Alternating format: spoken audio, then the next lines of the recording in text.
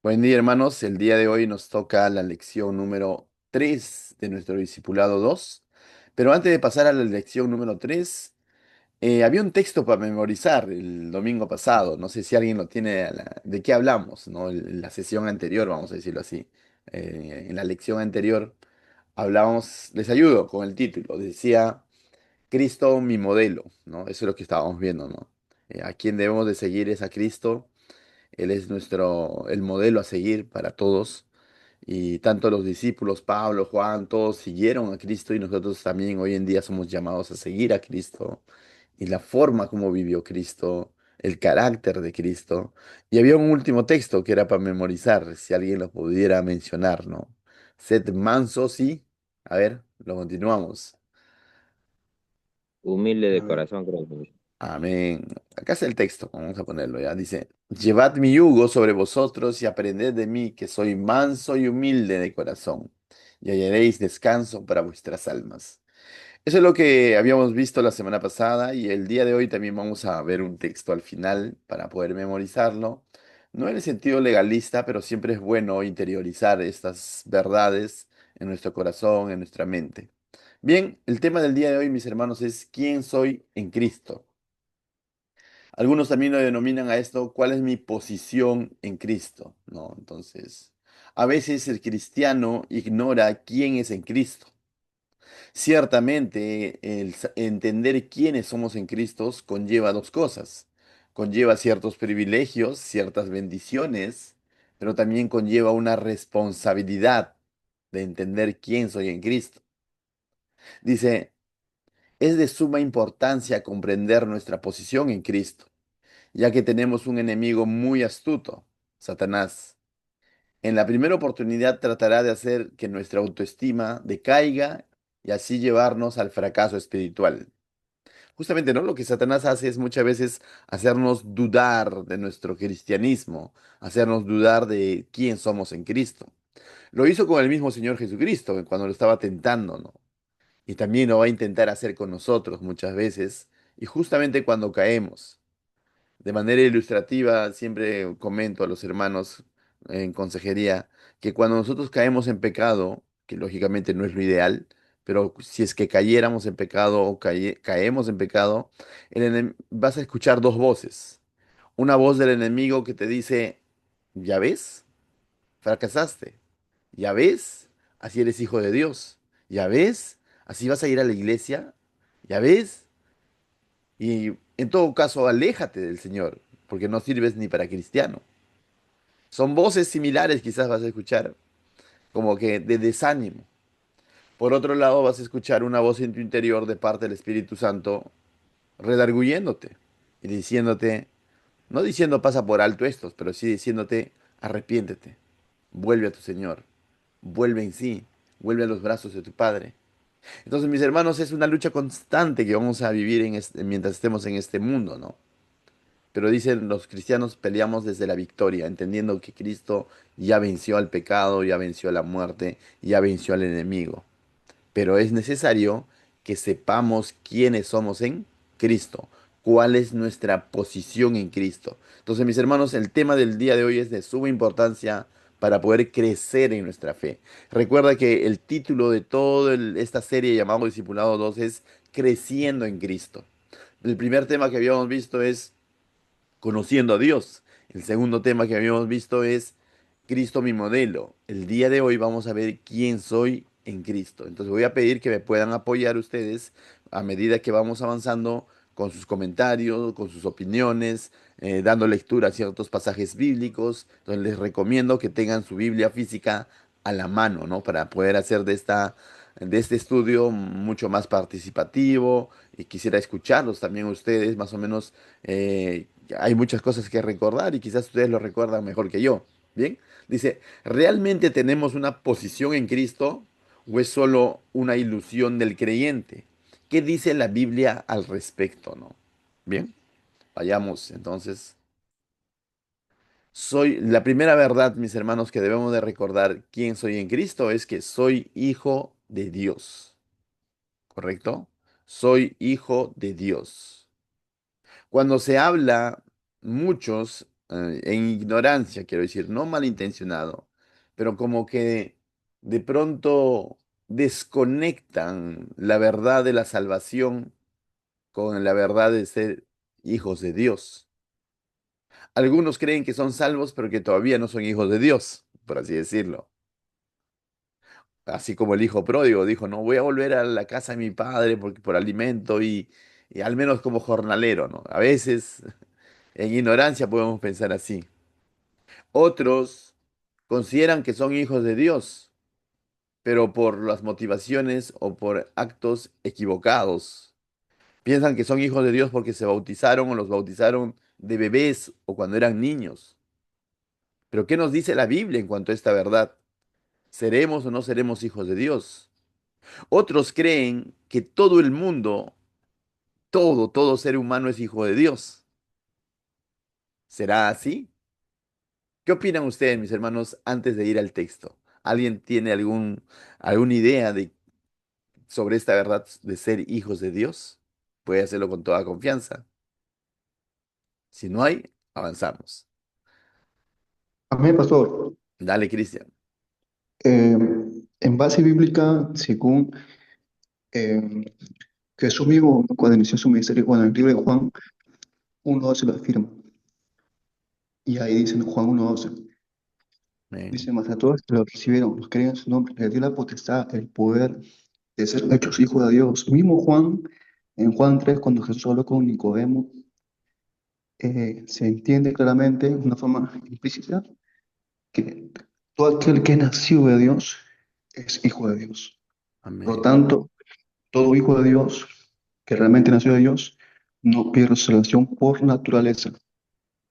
Es como un león o un águila que por naturaleza nunca deja de perder su naturaleza porque realmente así es. Amén. No somos trigos, no somos cizaña. Primero de Juan 3:8-9, ahí aplica dos naturalezas también. Habla acerca de que todo aquel que nació de Dios, también lo dice, también en la misma línea.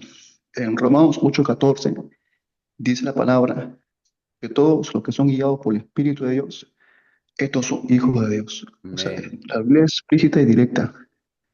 Por tanto, en ese texto, como usted dijo, ¿no? En Mateo 4, en la tentación, siempre Jesús va a querer, perdón, el enemigo va a querer dañar nuestra identidad como hijos. Por tanto, si estamos seguros que hemos nacido de nuevo, realmente somos hijos de Dios en su totalidad. Amén. Amén. Gracias, Cristian, por tu aporte. Muy valioso. Se dan cuenta entonces, mis hermanos, cuando hay participación va a ayudar también a los demás, ¿no? A ampliar un poco más quizás. Y siempre es bueno que tomen notas. Qué bueno que Cristian nos haya citado textos bíblicos que quizás no necesariamente han sido incluidos en el manual, pero son buenos porque están ahí en la Biblia y están en la línea de lo que estamos viendo, ¿no? En cuanto a ser hijos de Dios. Entonces, mis hermanos, hay un hecho. Para resumir todo, gracias, Cristian, para resumir, este. Cuando vamos a la palabra de Dios vamos a encontrar estas dos verdades. Hay hijos de Dios y hijos del diablo. Así como se menciona de los hijos de Dios, se menciona de los hijos del diablo, ¿no? Y es más, Jesús mismo le dijo a ciertos fariseos, ¿no? Ustedes, vuestro padre es el diablo. En el discipulado uno también veíamos que hay dos familias espirituales, los hijos de Dios o la familia de Dios y la familia del diablo. Ahora, dices, ¿y ahora cómo sucede esto, no? Juan 1:2 es explícito, explícito. Y si quieres lo lees hasta el 13, ¿no? Pero es explícito, tal como ya lo ha citado también Cristian, en cuanto hay un momento en el que nosotros somos hechos hijos de Dios. No es que nazcamos hijos de Dios. Criaturas de Dios, sí. Todo ser humano es criatura de Dios, creación de Dios, pero hay un hecho puntual cuando uno comienza, vamos a decirlo así, a ser hijo de Dios. No sé si alguien tiene Juan 1:12 para poder leerlo de manera más lenta, quizás. ¿Alguien tiene Juan 1:12? Kiyari, Yo, adelante. O Gabriel. ama, amas a todos, más a todos los que reciben a los que creen en su nombre, les dio potestad de ser hechos hijos de Dios. Gracias, Kiyari. Previo a eso dice, ¿no? Que a los suyos vino y los suyos no lo recibieron, ¿no? Más a todos los que le recibieron, dice, ¿no? Les dio potestad de ser hechos hijos de Dios. Entonces hay un momento. Para ser hechos hijo de Dios tienes que haber recibido a Cristo. No se puede dar, no, uno no puede pretender ser hijo de Dios siendo ajeno a Cristo. O sea, sin Cristo no es posible. Es decir, no es por obras, no es por, ni siquiera por linaje en el sentido, ¿no? Yo soy hijo de Dios porque tengo un tío judío, ¿no? O sea, no. Somos hijos de Dios porque tenemos a Cristo. Ahí comenzó todo. Entonces, en ese instante, en ese momento, cuando tú recibes genuinamente, de corazón, con un corazón arrepentido, crees en Cristo, depositas toda tu confianza en el Señor, en Él como tu Señor y tu Salvador, ¿no?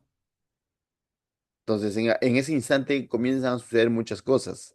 Naces de nuevo, eres salvo y eres hecho hijo de Dios. Y otras cosas más. Eres justificado y todo lo demás, pero no quiero profundizar mucho en otras doctrinas que son muy importantes, pero estamos en este punto, que somos hechos hijos de Dios. ¿Cuándo? Al recibir a Cristo. Ahora, ¿qué significa recibir a Cristo a la luz de Juan 1:12?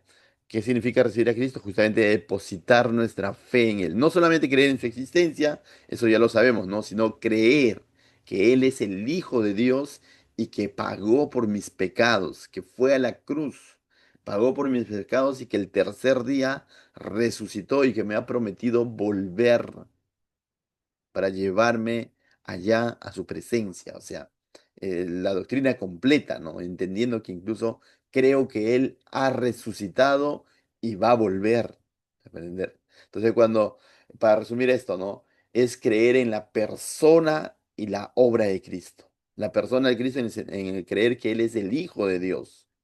Él es Dios. Y en la obra de Cristo, en lo que Él ha hecho en la cruz a favor mío. ¿Ven?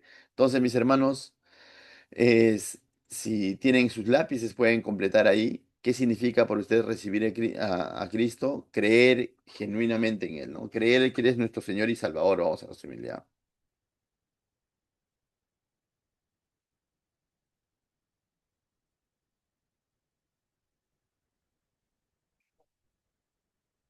Creer que es nuestro Señor y Salvador. Bien, vamos a seguir avanzando. Dice, ¿qué sucede cuando las personas, ¿no? Con las personas que reciben y creen en Jesús? Bueno, yo creo que eso ya ha sido respondido, ¿no? ¿Alguien quiere retroalimentar, decirnos puntualmente qué ha entendido? A ver, ¿qué sucede con las personas que reciben y creen en Jesús? Para anotarlo, ¿alguien me dice? Pasan a ser hijos de Dios. Muy bien, son hechos Son hechos hijos de... hijos de Dios. Muy bien, listo.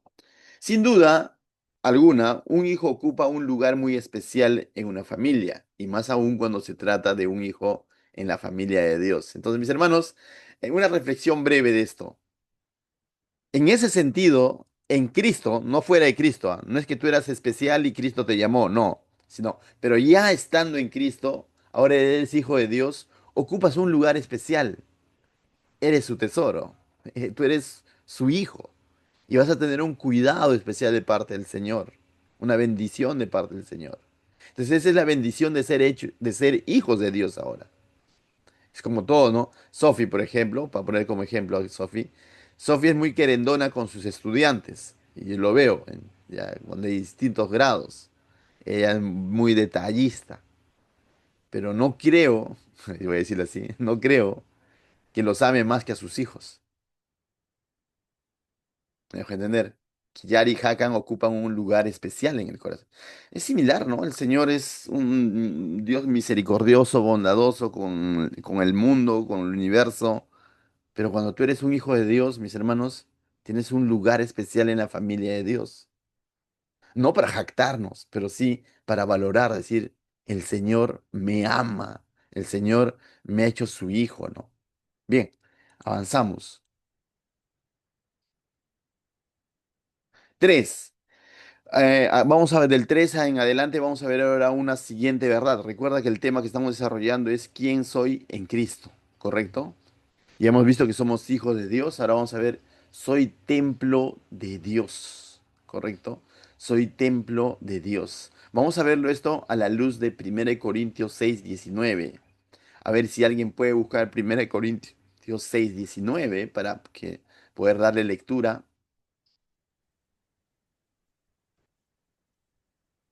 ¿O ignoréis que vuestro cuerpo es templo del Espíritu Santo, el cual está en vosotros, el cual teméis de Dios y que no sois vuestros? Amén. Entonces Pablo ahí exhortando a los hermanos de Corinto que estaban coqueteando, pues, ¿no? Con el pecado. En ese mismo contexto, también más adelante les dice, no os unáis a yugo desigual, ¿no? Les llama la atención, les dice, ustedes están ignorando o ignoran que son templos del Espíritu Santo, templos de Dios. Mis hermanos, para a profundizar un poco más esto, cuando se refiere templo, ese es el lugar especial, viniendo desde el contexto judío, antiguo testamentario. En un principio fue un tabernáculo que fue de alguna manera diseñado por el Señor, mostrado a Moisés y construido en ese momento que ellos estaban saliendo de Egipto, entrando a la tierra prometida. Y el Señor les pide que construyan un tabernáculo con un propósito. El propósito era básico de ese tabernáculo era para que la presencia de Dios more en ese lugar, en medio de ellos. El lugar del atrio, el lugar santo, el lugar santísimo.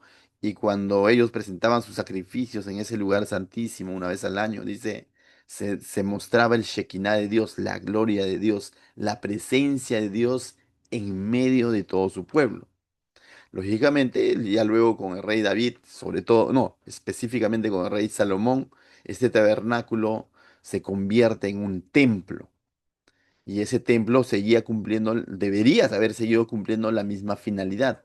La estructura es similar, sino que ahora está a raíz de que David dijo, ¿no? ¿Cómo es que mi Dios, yo tengo un palacio y mi Dios va a estar viviendo en carpas? Y entonces de pronto propuso en su corazón la construcción de un templo y termina construyendo este templo Salomón para cumplir el mismo propósito, ¿no? Donde haya un lugar santísimo donde moraría la presencia de Dios, ¿no? Y el gran sumo sacerdote o el sumo sacerdote entraría a ese lugar con el sacrificio y todo lo demás. Entonces, mis hermanos, el punto del templo es eso, ¿no? De que more la presencia de Dios. Luego, más adelante, ya pasando al Nuevo Testamento, el Señor Jesucristo dijo, ¿no? O sea, que llegará el día en el que ya no será ni acá ni allá, sino que adoraréis al Señor en todo lugar, en el sentido de que nosotros seremos ese templo, ¿no? Él vino, ahora vino Él, tabernaculizó entre sus discípulos y entre las personas que estuvo, la presencia de Dios estuvo ahí. Pero luego él prometió la venida de otro similar a él, ¿no? Del otro consolador. Y dijo, ¿no? Recibiréis ¿a quién? Al Espíritu Santo. Y ese Espíritu Santo vino a morar ahora en el corazón de todo creyente. De tal manera, mis hermanos, que tú eres ahora ese templo para que Dios more en tu vida y tenga una comunión contigo. Y ha enviado a su Santo Espíritu. Y Él está morando en la vida de todo cristiano. Cuando el cristiano ignora esta verdad, ¿me entiendes? Es triste, ¿no? Y no me refiero al cuerpo netamente, sino a tu ser, ¿no? Entender que el Espíritu Santo ahora está en una conexión contigo y en su omnipresencia que Él tiene puede morar en la vida de Julio César, en la vida de Sofía, en mi vida, en la vida de Cristian y está ahí. De tal manera que esto conlleva, es un privilegio, ¿no? Tener el Santo Espíritu morando en nosotros.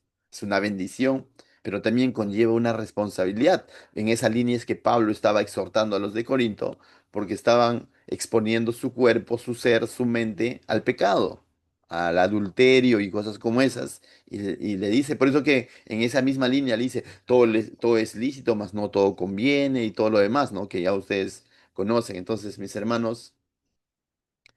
¿Quién vive en el creyente a la luz de este pasaje? El Espíritu Santo. ¿Sí? Vamos a completar ahí entonces.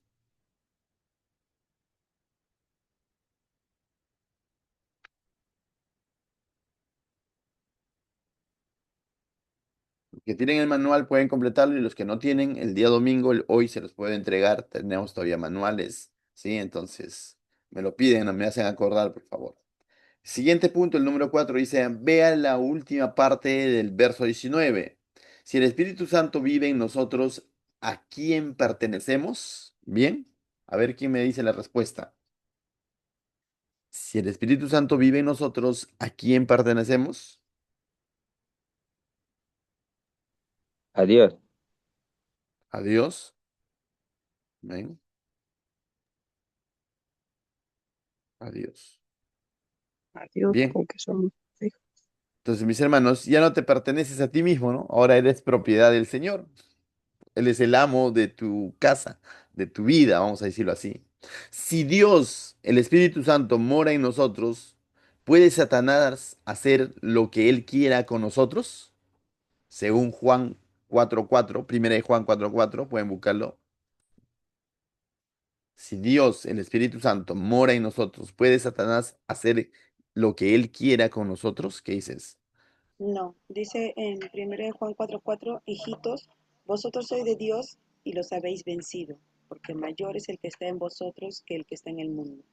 Amén. Entonces sería no. ¿Por qué? No puede hacer Satanás lo que Porque Dios ya quiera, venció. porque el Señor ya ven, porque somos del Señor, que ya lo dice ahí, ¿no? Pero porque el Señor ya lo venció.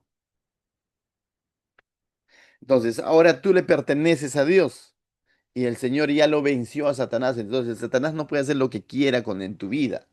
Por eso cuando de pronto, cuando aún no eres cristiano, sí, estás expuesto, estás vacío, no tienes a Dios en tu vida. Estás expuesto a la maldad de este mundo.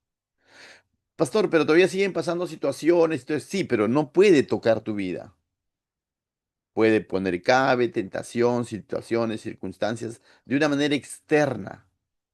Puede pretender engañarte, pero no puede tocar tu vida. La pregunta del millón, ¿y si yo soy cristiano y yo tengo el Espíritu Santo, no? ¿Podré ser poseído? Ya no. Tu casa está habitada, mi hermano, el Santo Espíritu está ahí. Preocúpate por aquel que aún no, y quizás está abriendo puertas a esas cosas. Pero si tú tienes, pero tampoco esto te lleve a una ligereza de ir pechando al enemigo, ¿no? O sea, exponiéndote a cosas, no. Porque el verdadero creyente no va a estar con esa actitud de estar queriendo experimentar cosas de juegos de la Ouija, esas cosas, diciendo, no, a mí ya no me hace nada. No, tampoco es la idea, mis hermanos. Pero sí entender, el enemigo, Satanás, no puede tocar tu vida, ¿correcto? El Señor ya lo venció. Continuamos.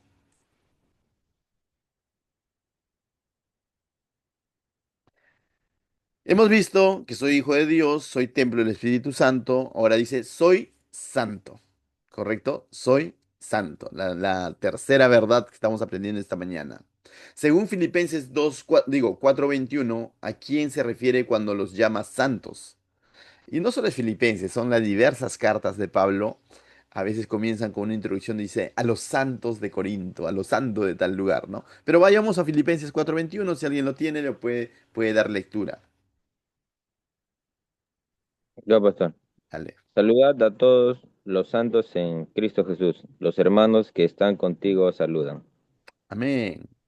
Entonces, aquí ya Pablo se está despidiendo y le dice, saludad a todos los santos, ¿no? Que están contigo. Entonces está dando referencia a cierto grupo de personas que estaban con el que iba a recepcionar esta carta, ¿no? De Filipenses 4:21. Entonces, ¿a quiénes se refiere cuando los llama santos? ¿Alguien? A A los la hermanos, iglesia, dice. A a la los cristianos, iglesia, a los A los hermanos, creyentes. a los a los creyentes. creyentes. Muy bien. Vamos a poner todo eso, ¿ya? A los hermanos, no, vamos a comenzar como a la iglesia, coma, a los hermanos, coma, a los creyentes, coma, etcétera, etcétera, porque a los seguidores de Cristo, a todos, a todo aquel que ha creído, ¿no? Entonces, Y yo creo que eso muchos de ustedes ya lo dominan, ya lo entienden, que santo no es pues lo que tradicionalmente a veces la Iglesia Católica ha vendido, ¿no? Que ciertos personajes de algunos de la Biblia y otros ya ni siquiera de la Biblia, mucho más recientes, los han santificado y hoy en día lo llaman santos, ¿no? San Pancracio, San Jacinto y San Pedro, San Judas, No, santo es todo aquel creyente, todo aquel que ha creído en Cristo. Y a través de la historia hay miles y miles y millones de santos del Señor. Y ahora mismo, ¿habrá santos que están vivos? Sí. Tócate, tú eres uno de ellos. No, tú eres uno de ellos. Tú eres un santo para el Señor. Según 1 Corintios 1:2, Pablo escribió vamos a ver, 1 Corintios 1:2. Si alguien tuviera ahí, le va lectura. A la A ver, iglesia de Dios que está en Corinto, a los santificados en Cristo Jesús, llamados a ser santos con todos los que en cualquier lugar invocan el nombre de nuestro Señor Jesucristo, Señor de ellos y nuestro. Gracias. Ay, no. Listo, gracias Silvana. Muy bien, entonces claramente vemos que ahora los hermanos de Corinto, a la iglesia de Corinto, también nos está llamando santificados o santos en Cristo Jesús. Entonces, mis hermanos, nosotros somos los santos de Jesús Salvador, Pachacútec. Y más tarde vamos a ir a visitar a los santos de ADCC, ¿no? Entonces, qué interesante, ¿no? Entonces, dice, en 1 Corintios 1:2 Pablo escribió en Cristo, a los santificados en Corinto, de, en Cristo Jesús, ¿no? Los santificados son los creyentes cuya santidad no viene por sus propios méritos, sino por la obra de Cristo. Dios nos apartó de los valores del mundo para que vivamos según los valores de Dios. Lógico, esto conlleva una responsabilidad, vivir conforme a esa posición. Porque si yo digo que he sido apartado, porque básicamente santo significa ser apartado para Dios, apartados de este mundo de pecado para vivir ahora según los principios del Señor. Por eso él decía a su pueblo, sed santos como yo soy santo. Y dio una serie de normas en el Antiguo Testamento para que justamente ellos se distingan de los pueblos paganos. Lo mismo hace con su iglesia. Nos dice, sed santos, porque Él es santo. No porque recién vamos a ser santos, sino cuando dice sed santos está diciendo, vivan conforme a esa santidad que yo ya les he otorgado. Él nos ha imputado una santidad, no por mérito, sino en su gracia y misericordia nos ha imputado, nos ha dado esa posición. Por eso cuando se habla de santificación, muchos hablan de la posicional y la otra de la práctica, ¿no? Posicionalmente ya somos santos, porque el Señor ya nos ha apartado, pero en el sentido práctico tenemos que vivir conforme a esa santidad. De lo contrario, estamos siendo incongruentes con la posición que el Señor nos ha dado. Conlleva, mis hermanos, una responsabilidad que vivamos según los principios que ahora el Señor nos demanda también a nosotros. Ya no para ser santos, sino vive como santos. Amén. No sé si me dejo entender, pero es como cuando un padre le dice, ¿no? Oye, compórtate porque eres mi hijo. No le dice, compórtate para que seas mi hijo. No, un padre le dice, no, Yari, compórtate porque eres mi hijo. Mi hija, perdón. Te me comportas, mira. O sea, en el colegio todos me conocen. ¿Qué van a decir? No, bueno, no lo veo al Señor así, ¿no? Pero sí nos dice, sed santos porque yo soy santo. Amén. Continuamos, mis hermanos. Hemos visto hasta el momento, ¿qué hemos visto? A ver, recapitulamos rápidamente. Primero, somos hijos de Dios. Segundo, ¿alguien se acuerda? Somos templos de Dios. Tercero, somos santos. Cuarto, dice, soy miembro del cuerpo de Cristo. Soy miembro del cuerpo de Cristo. Vayamos entonces a 1 Corintios capítulo 12, verso 27. Vayamos a 1 Corintios capítulo 12, verso 27, mis hermanos, para poder dar respuesta a esto sobre soy miembro del cuerpo de Cristo. Dice, yo lo tengo, pastor. Dale, dale. Vosotros pues sois el cuerpo de Cristo, miembros cada uno en particular. Amén. 27, ¿no? Entonces, Ajá. dice entonces acá dice, según Corintios 12:27, según lo que Julio César ha leído, dice que cada creyente es miembro del cuerpo de Cristo, ¿correcto? El cuerpo de Cristo. Entonces, cada creyente, mis hermanos, tú y yo somos miembros del cuerpo de Cristo. Cuando el creyente acepta a Jesús, es bautizado por el Espíritu Santo, es decir, lo incorpora al cuerpo. A eso se lo conoce también como el bautismo del Espíritu Santo en el sentido, según 1 Corintios 12:13, que dice que hemos sido bautizados en un mismo espíritu, en el sentido de que cuando el creyente acepta a Jesús, es bautizado por el Espíritu Santo, es decir, lo incorpora al cuerpo de Cristo. De tal manera que no solamente podemos decir que Cristo habita en nosotros, o que el Espíritu Santo habite en nosotros, sino también podemos decir que nosotros estamos en Cristo. Estamos formando cuerpo, parte o somos miembros de su cuerpo, ¿no? El cuerpo de Cristo se refiere a la Iglesia universal, o sea, todos los creyentes de todo el mundo, según Efesios capítulo 1, verso 22 al 23, que luego lo pueden reforzar en casa. Pero mis hermanos, el Señor tiene una sola iglesia, y eso vimos en Discipulado 1, la Iglesia universal. Pastor, pero la iglesia local, sí, eso es en el sentido práctico, de organizarnos, administrativo, vamos a decirlo así. Pero espiritualmente, Cristo tiene una sola iglesia, tiene un solo cuerpo, y tú eres miembro de ese cuerpo. Es decir, tú estás siendo miembro del cuerpo de Cristo, de quien también es el apóstol Pablo, claro que sí. De quien también es ¿quién? Vamos a decir, eh, Lutero, claro que sí. Si es que Lutero reconoció a Cristo en su corazón y entregó su vida, también tú eres miembro del cuerpo de Cristo, de quien también lo es Billy Graham, claro que sí. Tú eres miembro de ese mismo cuerpo, porque Dios tiene un solo cuerpo a través de la historia, una sola iglesia, una iglesia universal. Y en este mismo momento hay miles y miles que están conformando ese cuerpo. Amén. Según Efesios 2:19, ya no somos extranjeros, sino conciudadanos de los santos y miembros de la... A ver si alguien lo puede completar ese pensamiento, esa idea, a la luz de Efesios 2:19. De la familia de Dios. Muy bien, miembros de la familia de Dios. Todo el contexto de justamente de Efesios 2:19, ¿no? Habla de que de ambos pueblos los reconcilió en Cristo en uno solo, ¿no? O sea, es interesante. Y ahora ya no hay extranjero, no hay advenedizo, ya no hay... oh, no, no, tú no eres judío, no, ya no hay eso, sino que en Cristo, mis hermanos, somos conciudadanos de los santos y miembros de la familia de Dios. Es necesario que lo recuerdes, lo interiorices, lo sepas y también lo enseñes, mis hermanos. Lo enseñes a alguien más, a tus hermanos menores en la fe.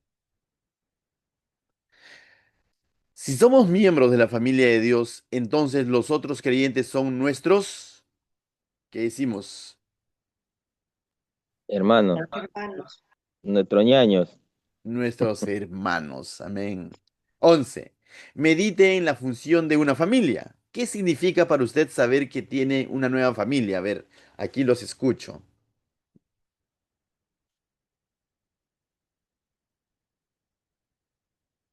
Medite en la función de una familia. ¿Cómo funciona una familia? Pues, así como una familia sanguínea, ¿no? ¿Qué de distinto hay con el vecino? Bueno, una familia en Cristo sería una familia en apoyo de oración, apoyo de consejos, apoyo mutuo, ¿no? Entre todos. Amén. Gracias, Silvana. Una Palabra clave, familia apoyo. unida, ¿Cómo? una familia unida, Unidad. Muy bien. unidad, tenemos, un mismo sentir, ¿no? tenemos otros valores, otra forma de pensar. Vivimos de otra manera, ¿no? Se supone que Ujú. buscando la santidad.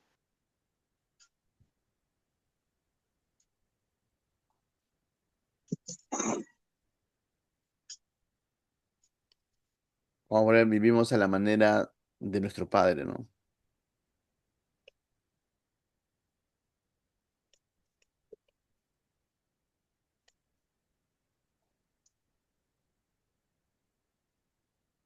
Bien, hermanos.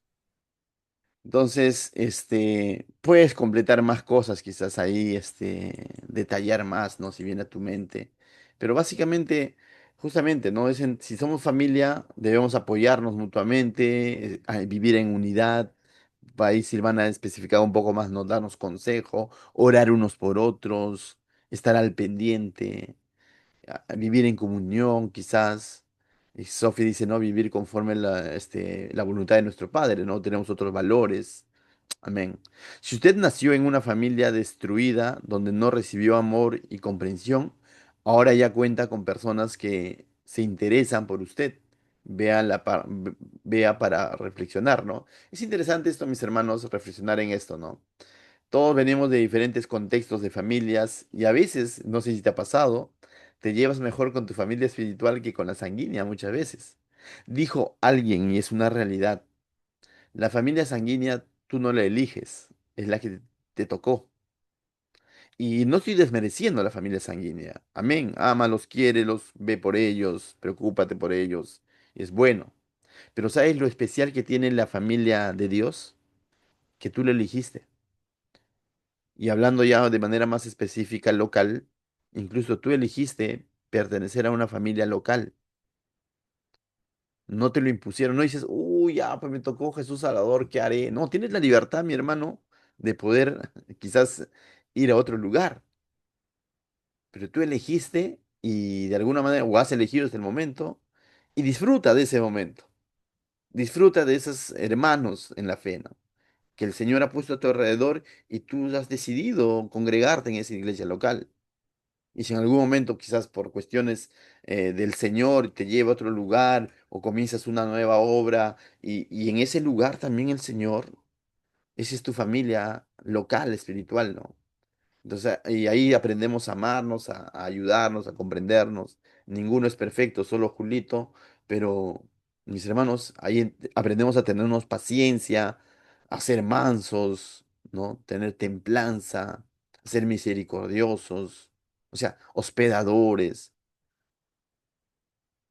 eh, es distinto a la familia sanguínea, ¿no? Donde, bueno, pues ya desde niño creciste ahí y sí o sí tienes que ser consecuente, ¿no? Pero la familia espiritual y local muchas veces tú lo escoges. Y si tú lo escoges, mis hermanos, disfrútalo. Sé partícipe. No te aísles. Amén. Bien, avanzamos. Siguiente verdad. He muerto al pecado. Estamos viendo, mis hermanos, en esta lección, quién soy en Cristo. Y lo otro que tenemos que entender es que hemos muerto al pecado. Y en primera persona, ¿qué ha sucedido con mi vida en Cristo? He muerto al pecado. Según Gálatas 2:20 dice que hemos sido con Cristo. A ver, ¿quién no encuentra la palabra clave? Según Gálatas 2:20 dice que hemos sido con Cristo. Crucificados ¿Hemos sido qué, juntamente hermana? con Cristo. Crucificados Crucificados. Muy bien, hemos sido crucificados.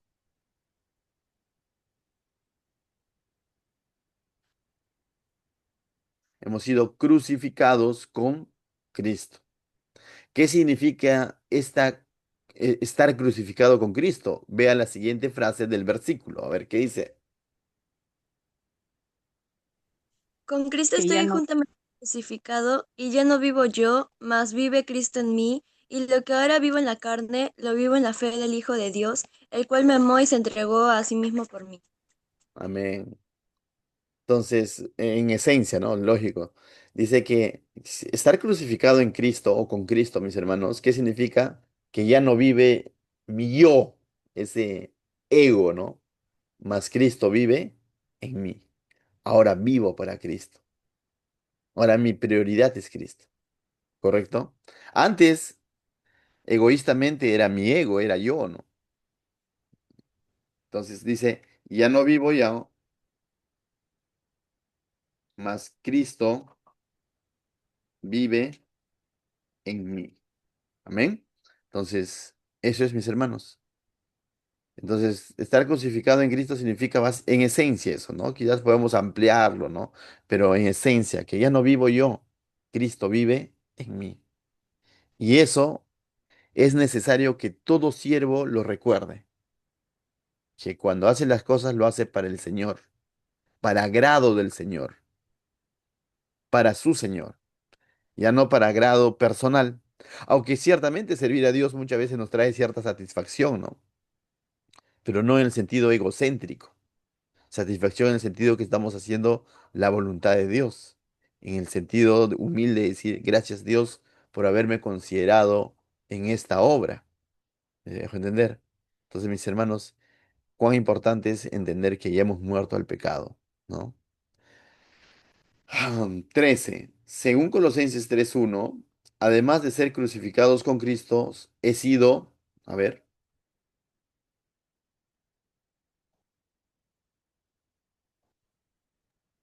según Sí, Colosenses 3:1, dale. sí, sí, pues, habéis resucitado con Cristo, buscad las cosas de arriba, donde está Cristo sentado a la diestra de Dios. Amén. Gracias, Silvana. Palabra clave, resucitado. Según Colosenses 3:1, además de ser crucificados con Cristo, he sido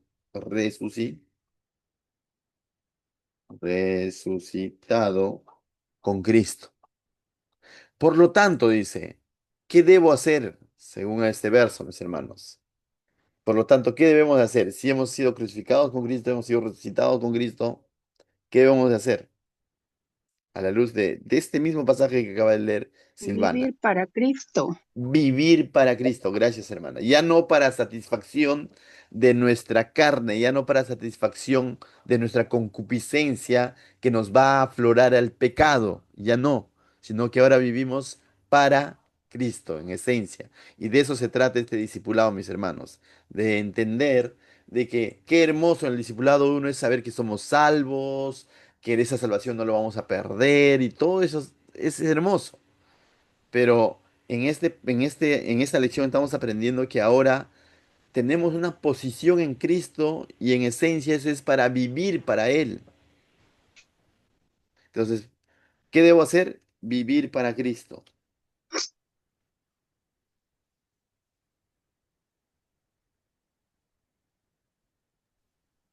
Y buscando las cosas de arriba.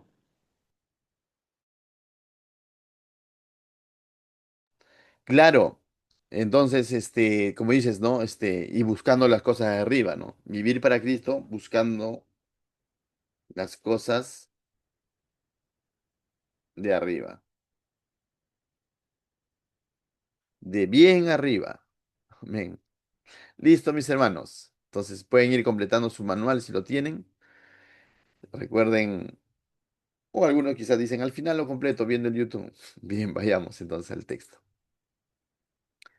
Siguiente, todavía seguimos en esta misma línea de que he muerto al pecado. Dice, ¿a qué se refiere la expresión las cosas de arriba? A ver, Julio César, tú que nos dijiste buscando las cosas de arriba, ¿no? Las cosas de arriba se refiere a la forma de vida con Cristo vivió acá en la tierra. O sea, es una forma como es que Él nos enseñó, amando al prójimo, primeramente amando a Dios y como resultado sirviendo a las personas, ayudando, amando al prójimo, teniendo los valores de Cristo, en el sentido de que la mansedumbre, la fe, la abundancia y el amor primero, ¿no? Templanza. Amén, amén. Muy bien, sí, está en la línea. También podríamos decir, ¿no? Cuando nosotros estábamos sin Cristo, vivíamos para agradar nuestra carne, nuestros deseos, ¿no?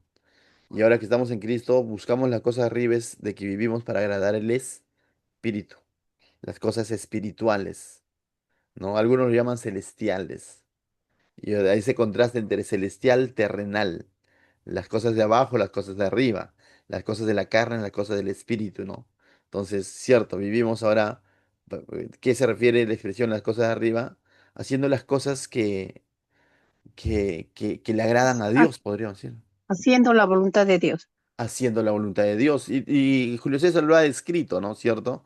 Pero si tuviéramos que resumir todo lo que nos ha dicho Julio César, es haciendo la voluntad de Dios, ¿no? Pastor, el mismo contexto lo resuelve todo. Dime, amigo. Si leemos más adelante, ¿Ya?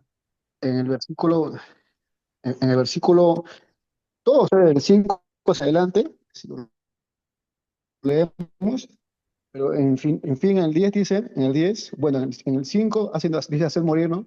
En el 6 por tanto, dice también, vosotros estáis, dejad todo esto, y malicia o blasfemia, para deshonestas, no mientan los unos a otros, eso es morir a lo terrenal. Y en el 10 buscar arriba, se refiere al versículo 10 y revestir de nuevo, el cual, conforme a la imagen del que lo creó, se va renovando hasta el conocimiento pleno. Ahí está.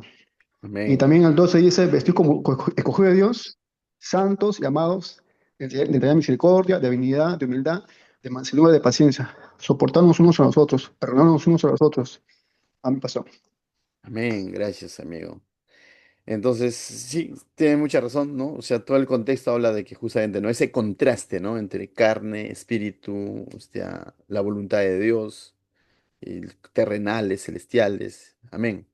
Haciendo entonces, lo voy a dejar ahí, ustedes lo completan en su manual si quieren agregar, por ejemplo, textos más adelante, como ha citado Cristian, hay quizás cosas más específicas incluso que ustedes lo pueden completar, pero lo voy a dejar como haciendo la voluntad de Dios, ¿no? Entonces, bien, vamos a seguir avanzando, tía. Para reflexionar, Dios nos ha dado un lugar en su familia, nos ha unido a su cuerpo, nos ha llamado a vivir santos para Él, ¿no? Vivamos según su propósito. Mis hermanos, todo esto que estamos aprendiendo no debe quedar solamente en teoría, ¿no? Sino que tiene que volcarse a algo práctico. Por algo estamos aprendiendo o estamos recordando, diría yo, quiénes somos en Cristo. Somos hijos de Dios, somos templos de su Santo Espíritu, somos santos o santificados en Él. ¿Qué más hemos visto? Esta última parte, la última, la última. Acá vamos a retroceder si es posible. He muerto al pecado, es decir, ya no vivo yo, Cristo vive en mí. Entonces, mis hermanos, todo eso se tiene que volcar ¿a qué? A vivir para Cristo, vivir según los propósitos de Cristo, vivir agradando a nuestro Señor, buscar agradarlo. Y cierto, eso en nuestras fuerzas es imposible, sino buscar agradarlo en el sentido de en esa dependencia y comunión continua con Él, ¿no? Entonces, esa es la parte práctica, mis hermanos. No podemos quedarnos con la parte teórica nada más. Ya vamos casi al final. Dos puntos más dice, soy libre de condenación. Soy libre de condenación. Lea Romanos 8:1. En Cristo ya no hay ninguna.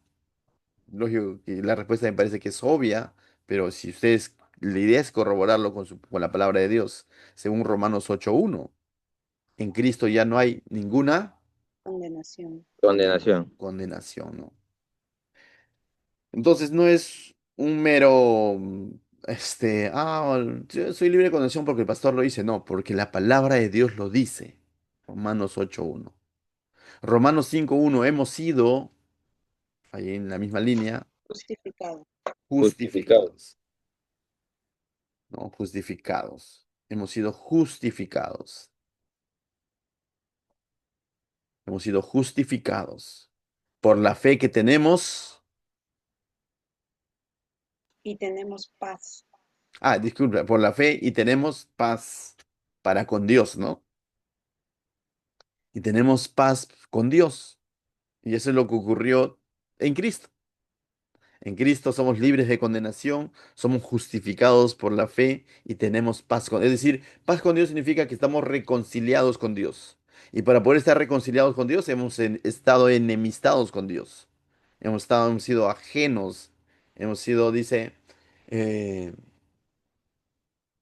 cuando le dijo, hay un pasaje donde dice de que bueno, se me fue. Pero este de reconciliarse es como que no hay ni uno que de alguna manera gozaba de esa comunión con el Señor, ¿no? Y todo comenzó en el Edén, ¿no? Donde de alguna perdimos la gloria de Dios. Habíamos perdido la gloria de Dios. Pero ahora en Cristo tenemos paz para con Dios y hemos sido reconciliados.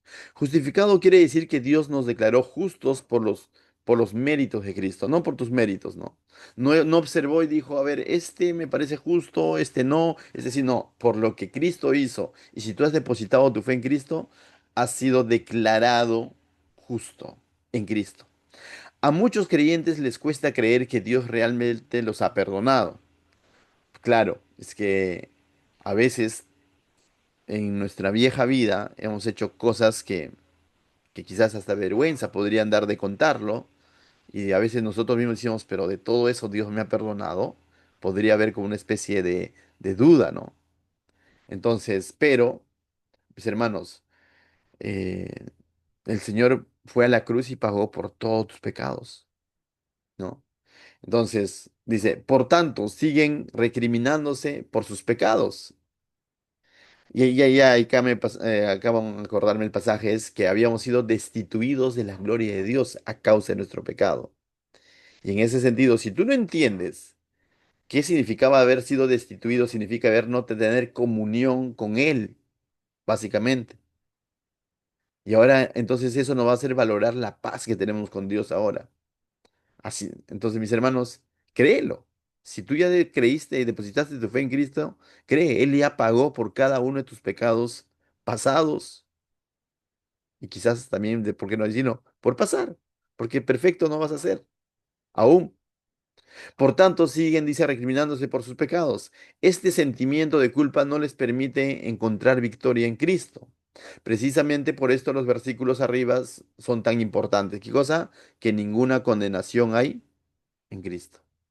Que hemos sido justificados por la fe y tenemos paz con Dios. Es necesario que lo entiendas, mi hermano. ¿Sí?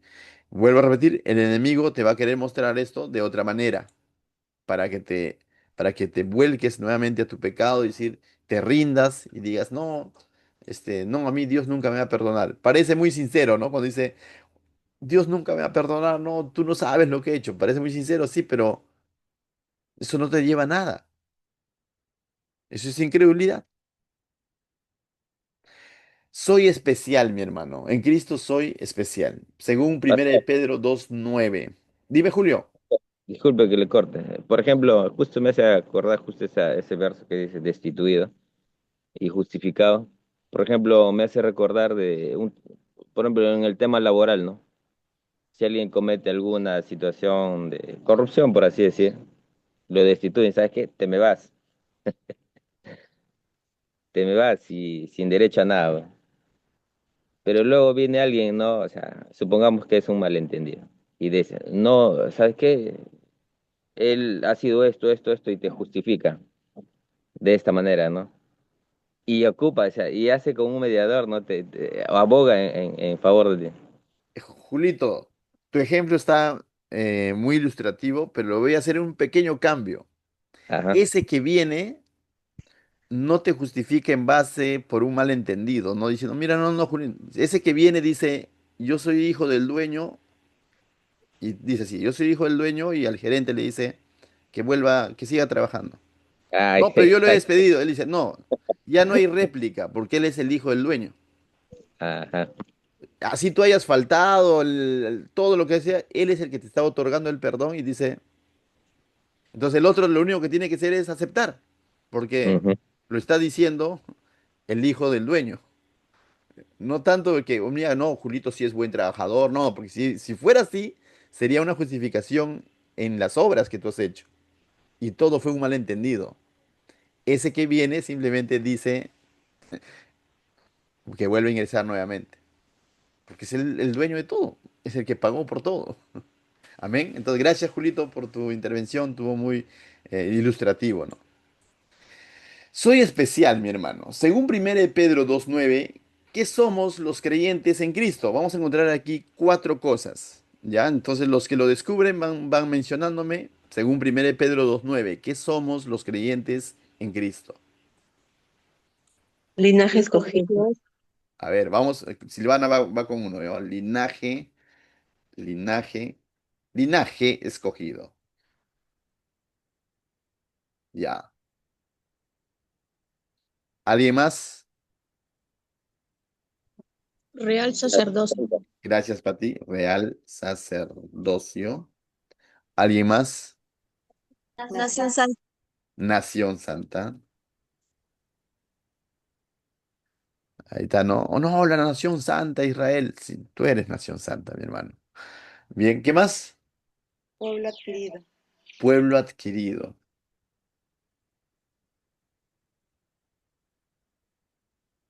Listo. Mis hermanos, somos especiales para el Señor, realmente. No para jactarnos, sino es una verdad. Seres linaje escogido, real sacerdocio, nación santa, pueblo adquirido. Esto se lo está escribiendo Pedro al cristiano, a la iglesia. Parece un texto antiguo testamentario, ¿no? No, es un texto del Nuevo Testamento, Pedro escribiendo a los creyentes. El punto 18. ¿Qué significa para usted saber que tiene una posición especial en Cristo? A ver. Aquí es más reflexivo. ¿Qué significa para ti entonces, mi hermano, saber que somos especiales para el Señor? Que tenemos una posición especial en Cristo. A ver, Es un privilegio. es un privilegio. No es todo un logro, porque no lo hemos logrado, sino es un privilegio. Un privilegio es algo que se te ha otorgado así tú no lo merezcas.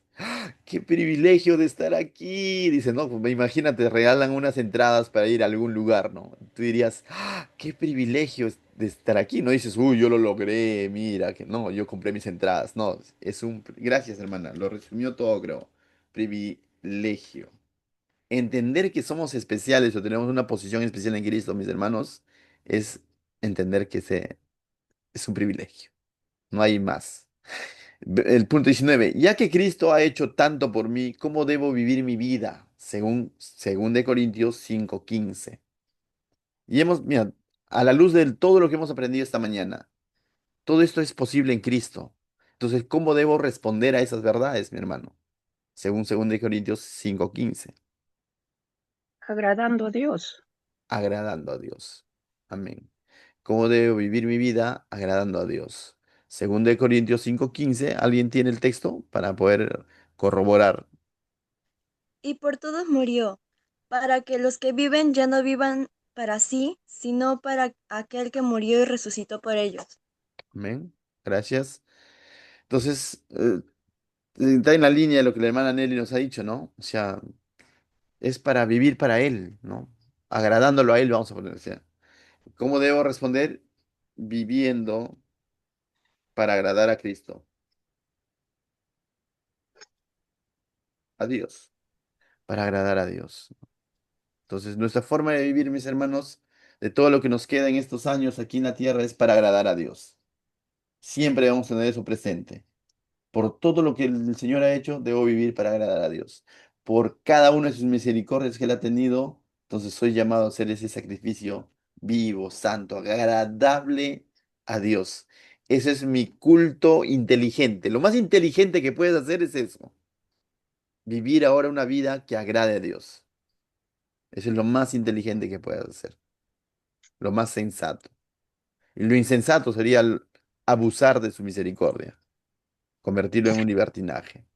Listo para hacer, mis hermanos. Durante esta semana, cada día en tu devocional, lee alguna de estos siguientes pasajes y reflexiona en cuanto a su posición en Cristo.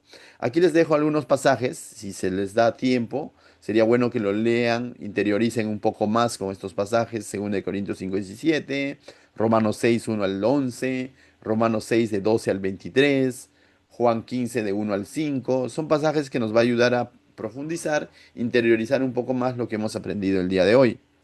Pero también tenemos nuestro texto para memorizar y recuerden, en la siguiente lección voy a hacer la pregunta y me gustaría que participes, ¿no? Con el texto de memoria, no en el sentido legalista, pero sí en el sentido de interiorizarlo en nuestra mente, en nuestro espíritu. El texto que resume de alguna manera lo que hemos aprendido hoy es el siguiente. Colosenses 3:1 dice. Si pues habéis resucitado con Cristo, buscad las cosas de arriba, donde está Cristo sentado a la diestra de Dios. Si tú ya sabes quién eres en Cristo, mi hermano, entonces busca las cosas de arriba, donde Cristo está sentado. Amén. Entonces, muchas gracias, mis hermanos. Hemos llegado a la parte final de este